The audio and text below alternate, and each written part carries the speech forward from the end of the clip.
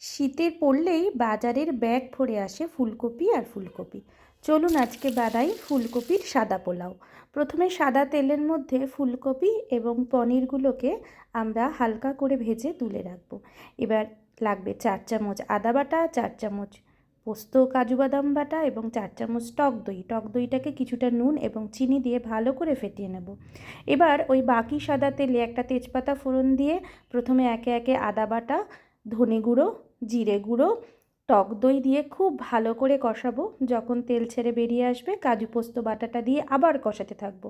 তেল ছেড়ে বেরিয়ে আসলে তার মধ্যে আমরা ফুলকপি এবং পনিরগুলোকে দিয়ে বেশ খানিকক্ষণ নাড়িয়ে চাড়িয়ে গরম মশলা এবং কসুরি মেথি দিয়ে আমরা সেটাকে ঢেকে বেশ কিছুক্ষণ রান্না করার পর নামিয়ে নেব।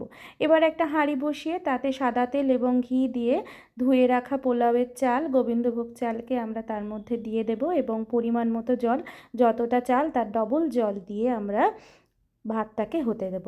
ভাতটা যখন হয়ে আসবে তখন সেটাকে নামিয়ে নিয়ে ওই ফুলকপির যে তরকারিটা আছে সেটাকে আমরা সাজিয়ে ধনেপাতা কুচি, কাঁচা লঙ্কা দিয়ে উপর থেকে গরম মশলা, ঘি এবং দুধে ভেজানো জাফরান আর গোলাপের পাপড়ি, অপশনাল এটা, দিয়ে উপর থেকে একটু ঘি ছড়িয়ে ভালোভাবে আর বাকি দুধটুকু দিয়ে বিরিয়ানির মতন দমে রান্না করব মিনিট 20।